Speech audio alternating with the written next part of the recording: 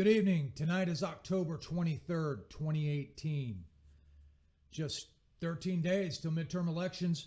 You're tuned in to Informant Central. I'm Will Zariski. Stay tuned as we have a lot of information ahead. ICNews.online.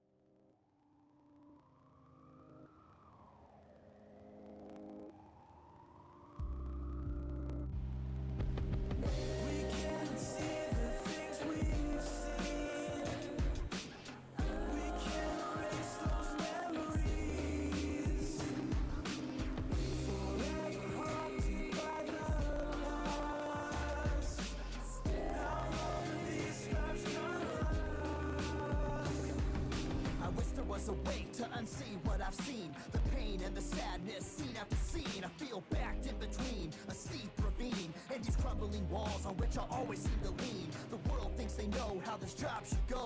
They can point all the fingers they want to, still never know. It's like I'm falling asleep and never waking from a dream. The cries of so many inside, why do I not scream? Problems inside, piled high, breaking down my doors. And I'm running from my problems cause I'm running towards yours. Starving for support, like an engine with no fuel. Like I'm trying to take a breath and I'm down in a pool. Lights and sirens, camera action, cell phones in your face looking for a reaction. And there's such satisfaction when they become a distraction. Like this is Hollywood and you're some freak show attraction. Good evening. You're watching Informant Central. I'm Will Zariski.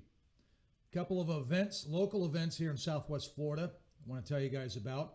The Red Tide Awareness Rally, which is October 27th, coming up at University Parkway. It's in Fort Myers, 10 a.m. to 3 p.m. And everything you want to know about Lake Okeechobee. That'll be on November 15th at 6700 Clark Road, Sarasota, Florida. And that goes on 1 p.m. to 3 p.m. And of course, our daughter Zaria, who was born with congenital diaphragmatic hernia, her fundraiser is November 4th, coming here on the 18th at Rusty's Raw Bar in Cape Coral. Tonight's show is sponsored by J.J. Staten Homes.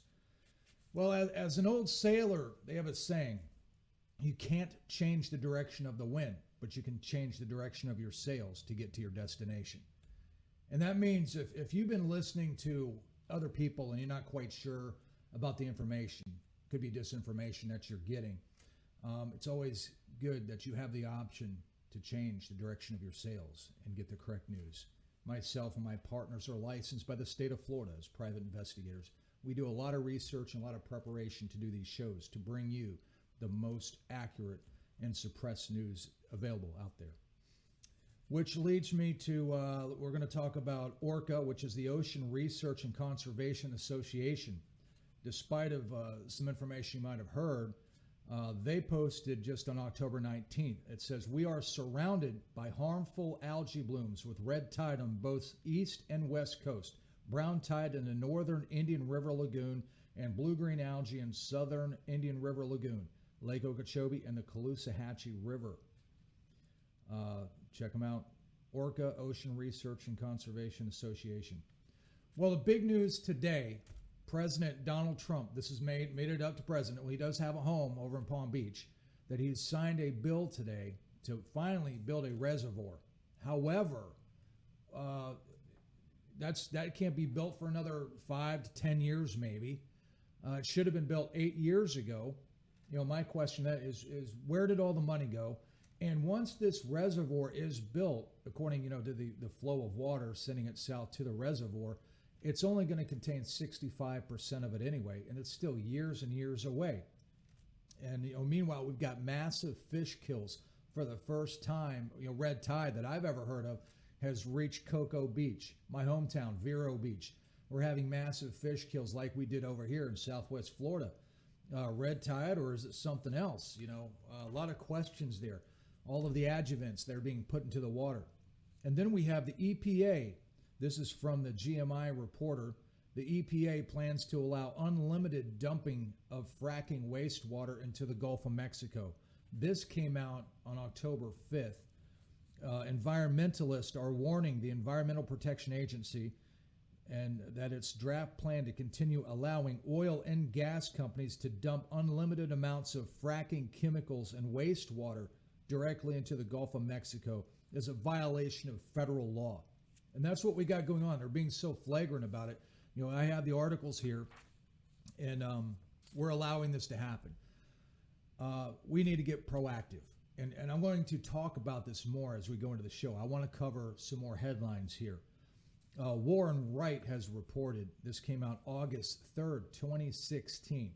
A little bit dated, but it's got some really good information here. Pediatric cancer risk in Southwest Florida. Now, when I met Erin Brockovich just several weeks ago here in Fort Myers, she told me about the cancer clusters up by Manatee, Hillsborough County, here in Florida. She knew about that. And then, you go back and you look at these articles published just a couple of years ago, Fort Myers, Florida. I'll read some of the article here. Children in Southwest Florida are at higher risk of cancer compared to the rest of the state.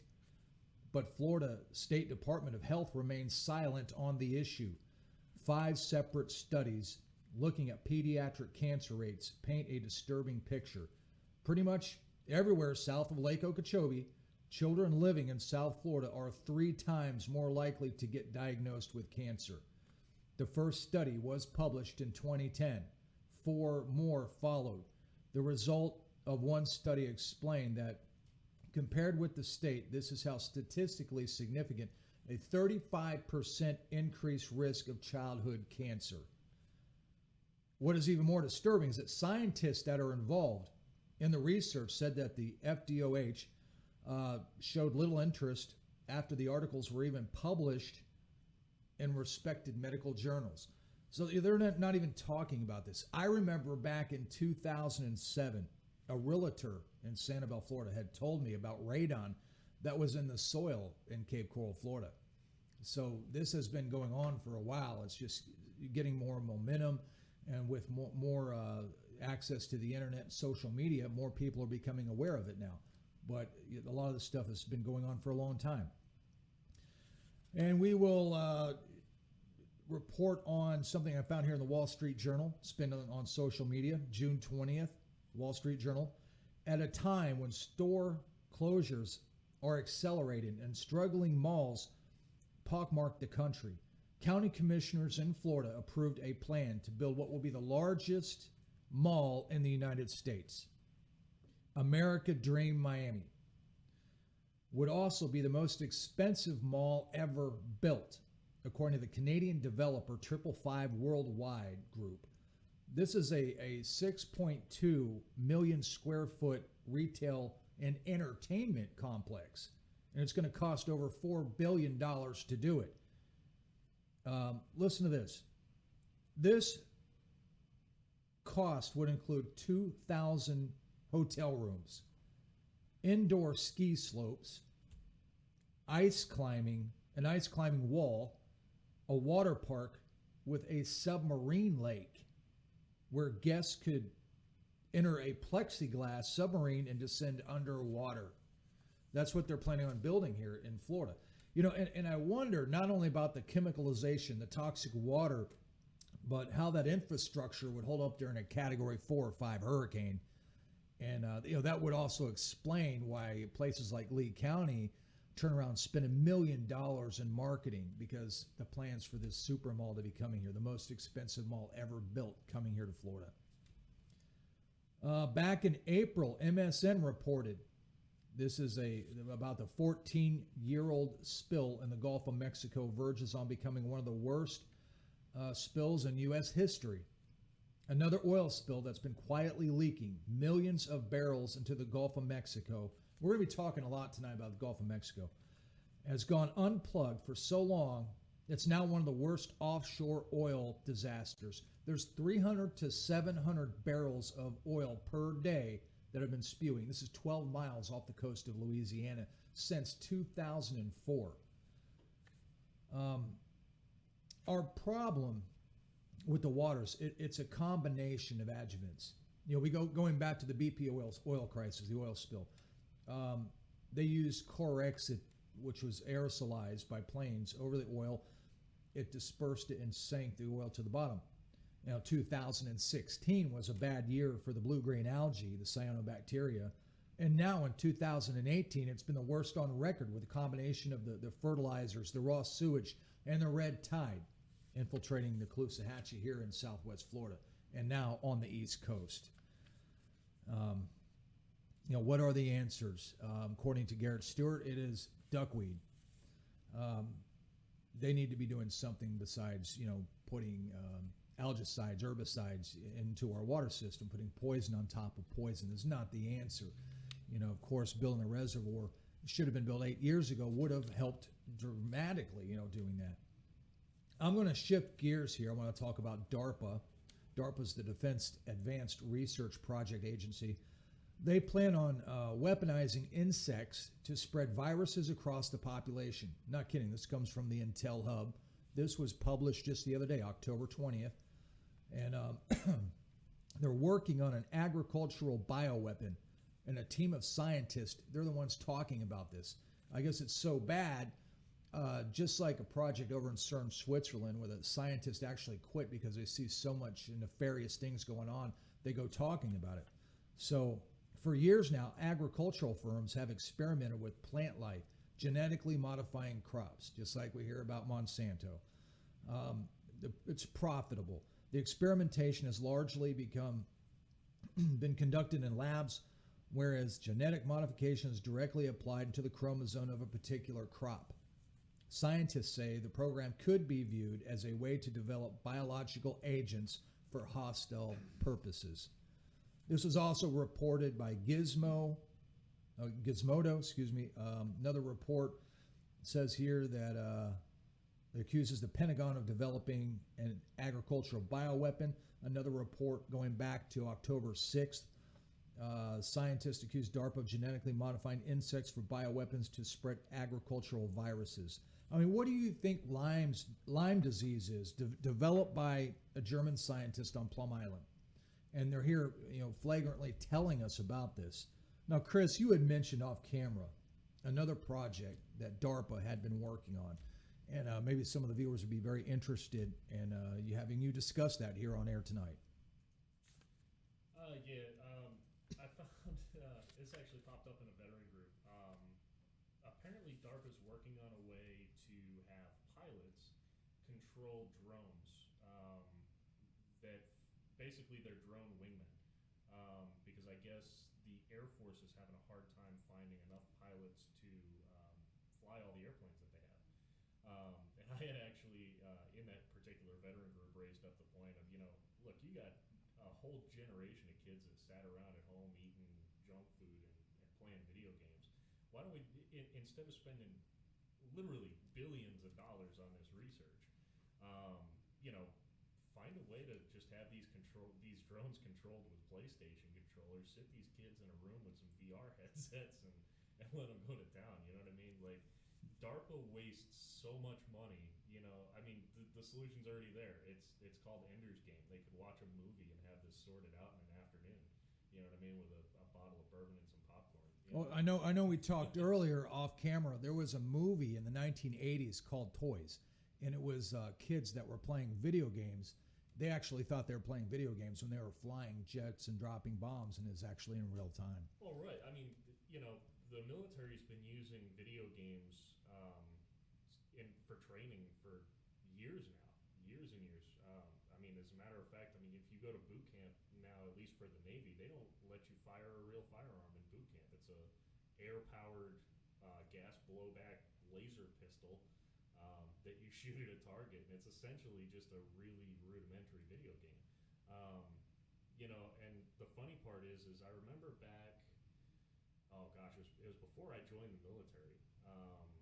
Back in 2005, they were talking about, at the time, Al-Qaeda was buying up a bunch of Xboxes because they were trying to figure out how to fly things with an Xbox controller.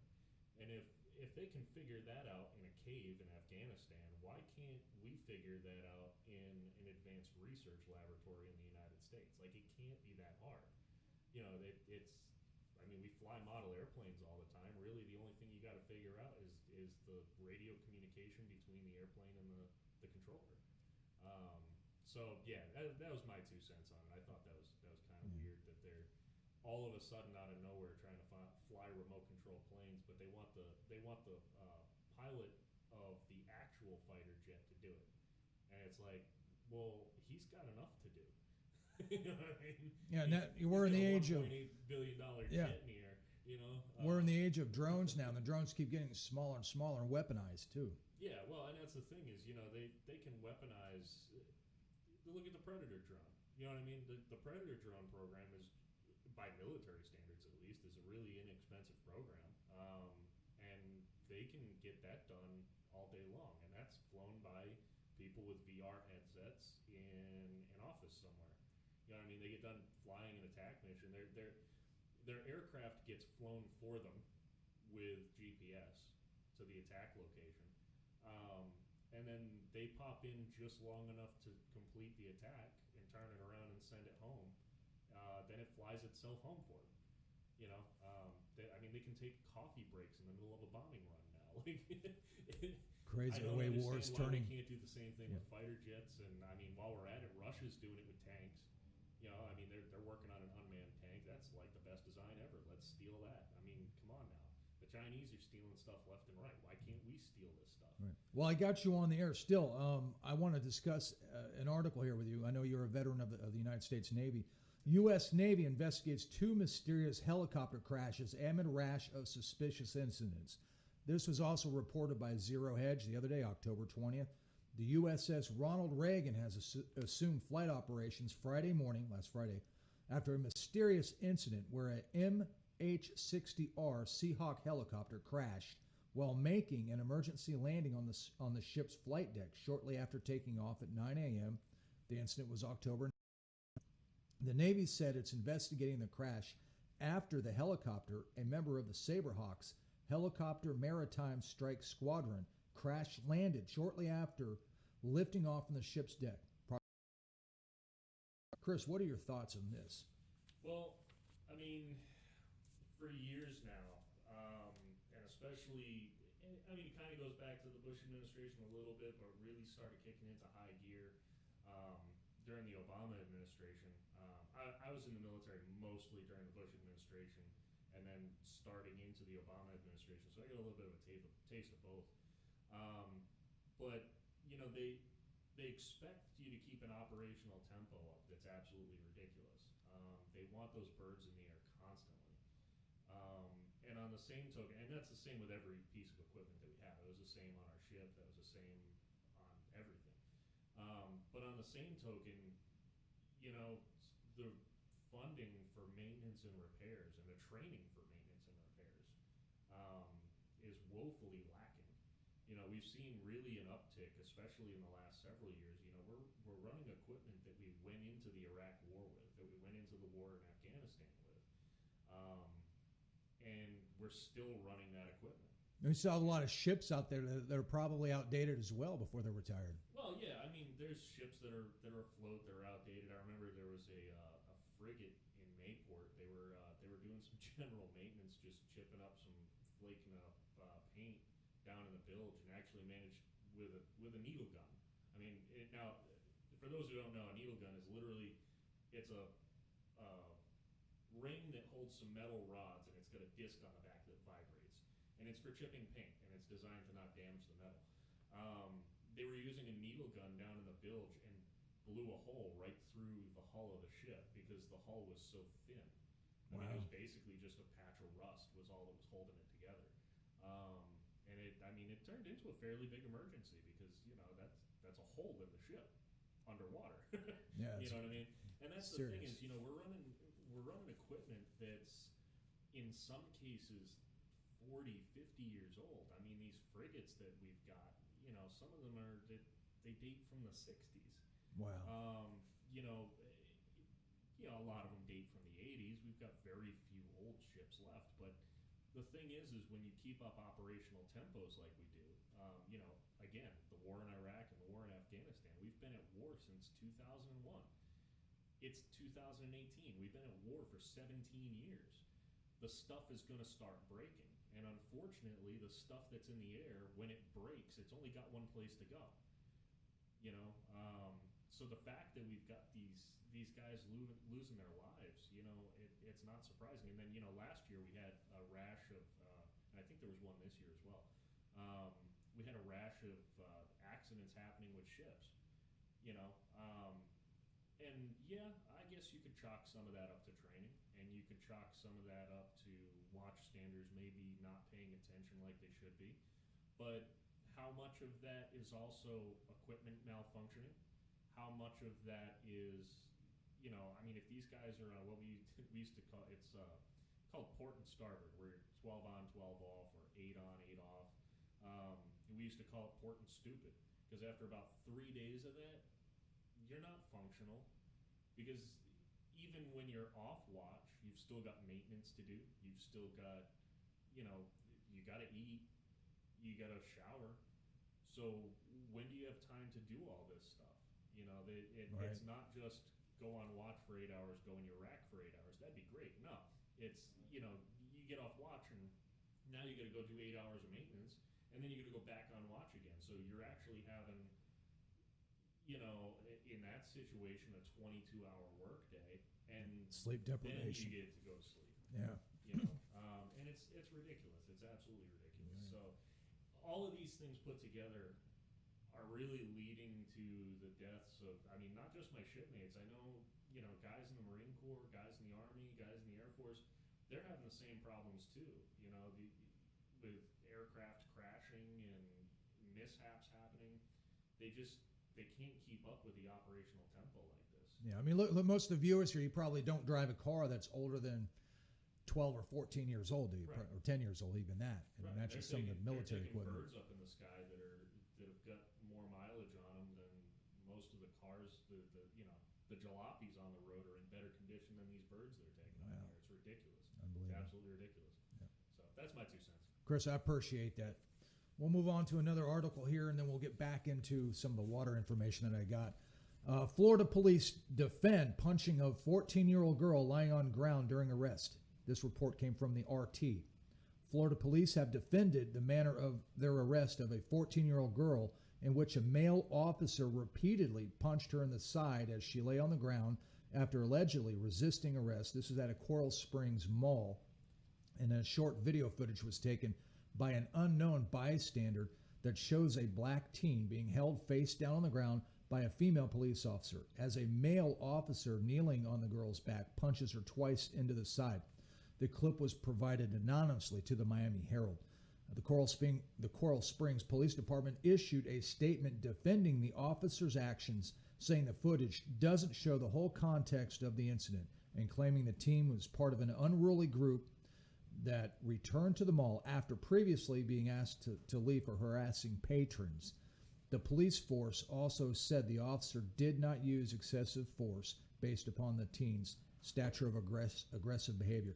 Now, I've seen a lot of videos out there, I'm sure many of you have as well, on police brutality. However, what I've noticed, about 90% of the clips, they don't show what happened just before the video was rolling. Some clips, of course, there are instances of real police brutality, but most of what I see is police really doing their job and also not having the rest of the information, what happened prior to the officer reacting that way. So that was something that come out here in Florida. I thought I'd report on that. And then we got an article here by, again, Zero Hedge. Marijuana impairment. Stone drivers cause more traffic accidents in pot legal states. And despite your stance on medical marijuana or recreational marijuana, this is according to the Insurance Institute for Highway Safety. They found this in a new study. This was published last Thursday, that traffic accidents, they're up 6% in 4 states which recreational use of marijuana has been legalized. There's now 30 states that have legalized marijuana, medical marijuana, and recently Oklahoma has joined the ranks. Recreational marijuana is legal in California, Alaska, Maine, Massachusetts, and Vermont. And they're pushing for it here in Florida as well. Then we've got a hackers breach healthcare.gov system. They get data on 75,000 people, and that was from the ICNews.online. A government computer system that interacts with healthcare.gov was hacked earlier this month, compromising the sensitive personal data of some 75,000 people. This report came out on Friday. It seems, not much is really secure these days.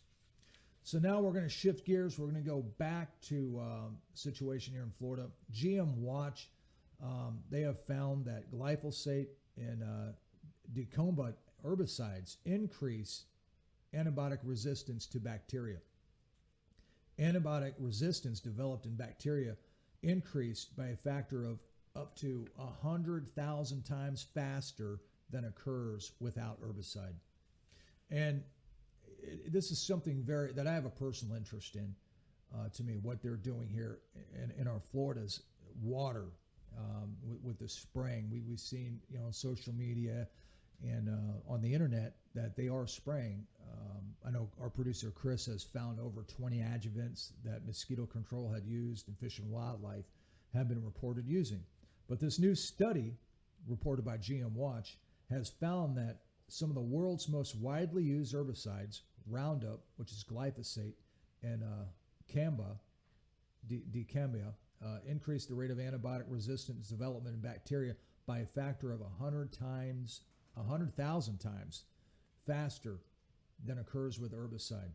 Both herbicides are used for GM, genetically modified crops, engineered to tolerate them. And again, it's not just one thing. It's a combination of adjuvants that they're using by big corporations that's so toxic to humans, dumbing us down, making us sick for their profits. Also, what came out October 19th, footage. It was actually by CNN. There's video footage of it. It shows a massive crowd of migrants. There's over 4,500 of them. They're on a bridge that links Mexico and Guatemala. Some were jumping into the river to avoid the chaos. Over 400 Mexican federal police sealed the border as drones and helicopters flew above them, overhead. And Trump said that if need be, he'd send the military to the U.S. border. It's unclear what's going to happen next. And then there's Hurricane Willa hitting Mexico probably as we speak, as I'm speaking right now, with 155 plus mile an hour winds. That was reported from the Weather Channel. According to the Herald Tribune, Willa could steer more red tide towards Florida. So we're hearing more of the algae, the red tide bloom here, and we're going into season now, which many people thought would be over with. But I think that what our officials are waiting for is the first cold front so it can kill a lot of the growth. But what we have to understand about the waterway, the water systems here, is that the bacteria is microscopic, and microorganisms, everything that's in there, the adjuvants, it's all microscopic. And we're going to shift news again. NYPD suspends body cameras from cops after device explodes. That was reported from the RT. The New York Police Department has suspended the use of almost 3,000 body cameras after one exploded, leaving some of the city's police force unrecorded for the foreseeable future. And then we got some news here, and these things do tie together because certain individuals are tied into some of the profits that go into what's creating the water crisis here in Florida. But I'm telling you, anger and harm to people is not the answer. Our answers are doing this right legally. But a bomb squad detonates device containing explosive powder found in mailbox at billionaire investor George Soros' New York State home after a quick thinking, or maybe highly paid employee, picked it up and rushed into the nearby woods. That was reported by the Daily Mail. And again, the answer, it's voting for the right people in office, signing petitions, getting involved with your city's council, and holding the elected officials accountable, holding corporations accountable for what they do. And by not doing anything, that's an action, because there's a lot of people that have sinister motives that are getting more proactive than people that have good motives. And it's time that we wake up and take our state and eventually, hopefully, our country back into the right direction. I look and I see my newborn daughter and so much life that she has. And I think, how could anyone want to destroy that, take life away when it's so precious? If you have an interest in helping us find answers and solutions to the water crisis, please visit our website, ICNews.online. Then there was a video that surfaced. Underwater video shows little life in the area normally filled with fish. This just came out yesterday, ABC 7. I have it posted on my Facebook page, Will Zariski at IC News. And that's I Indigo C Cat, IC News.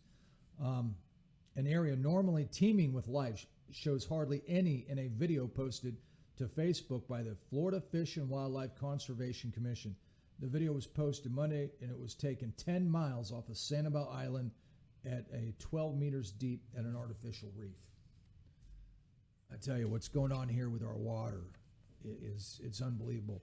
And, when talking to Aaron Brockovich, when not only myself, but some of the other media confronted her, she threw her arms up in the air, was like, what are your officials doing?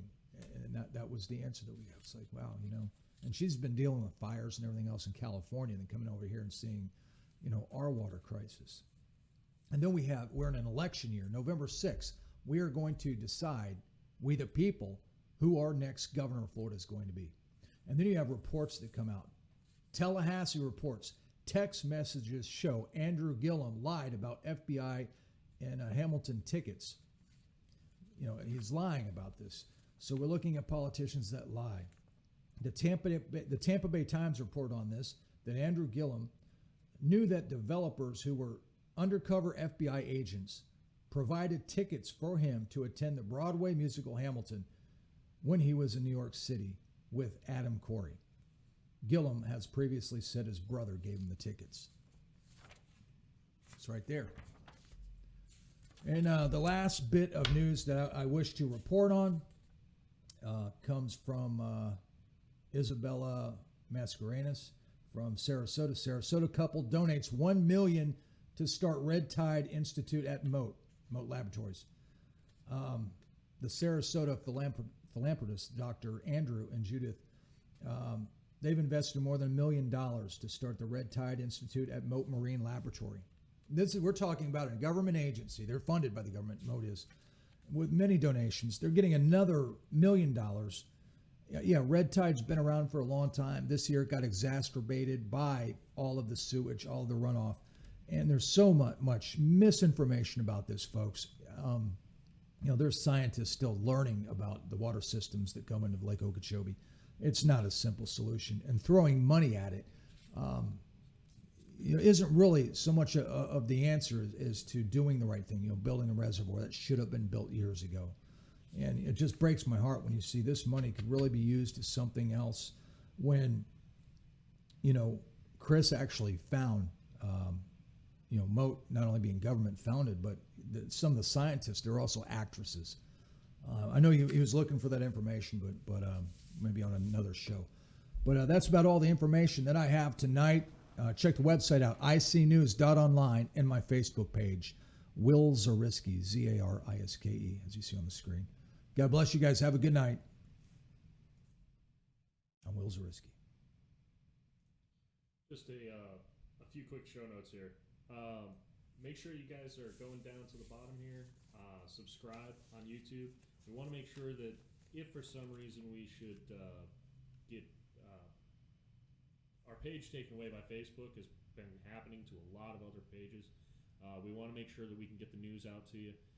So go ahead and subscribe. Click the subscribe button down there, and make sure that you also click the little bell icon. That'll let you know whenever we go live. So, like I said, if for some reason the page gets taken down, we've got you there, and we can get the good information out to you.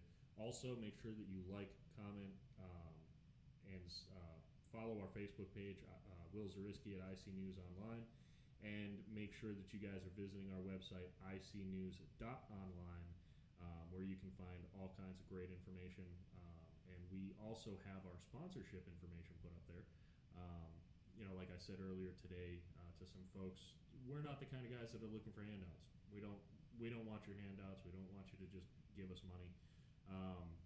We don't want something for nothing. So we're offering some sponsorships. If you want to advertise with us, you want to get your product out there, you want to get your name out there, even if you want to sponsor our show as an individual, we can put you in our credit roll. put you in there as an executive producer. Whatever you want to do to help us out, we want to promote you if you're promoting us. So head on over to IC News, click on the sponsorship information. It'll give you a quick rundown of what we're doing, and then at the bottom there's some sponsorship packages that you can look through as well. And if you have any questions, feel free to reach out at us at our contact page. And I think that's about it. You got anything else, Will? No, that's about it. We'll join you next week. Actually, this Thursday. Okay. And that's it. Have a good night, folks.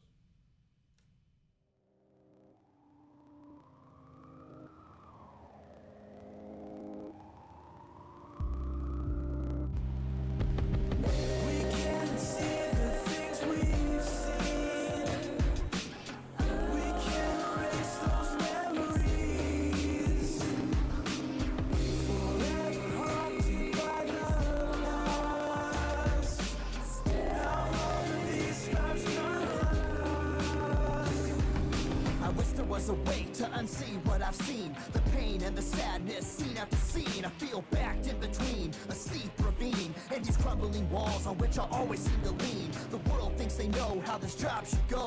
They can point all the fingers they want to, still never know. It's like I'm falling asleep and never waking from a dream. The cries of so many inside, why do I not scream? Problems inside, piled high, breaking down my doors. And I'm running from my problems cause I'm running towards yours. Starving for support, like an engine with no fuel. Like I'm trying to take a breath and I'm down in a pool. Lights and sirens, camera action, cell phones in your face looking for a reaction. And there's such satisfaction when they become a distraction. Like this is Hollywood and you're some freak show.